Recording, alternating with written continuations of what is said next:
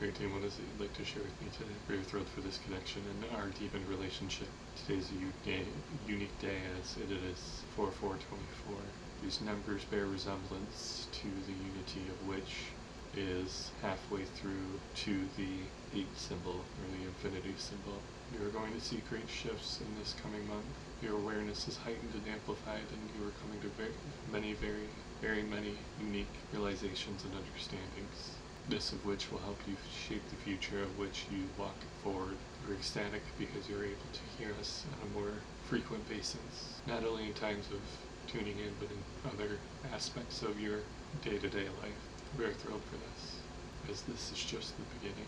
Continue one's connection, continue expanding, and continue doing what you are doing, as this will continue to bring more of which you desire. You are on a path that many have never experienced. Most of your experiences have come to the understanding of which as a different being with more understanding or less amnesia. But this is one of the first that has come in with very meager amounts of understanding and then is able to make that full swing. We're thrilled. This is all for now.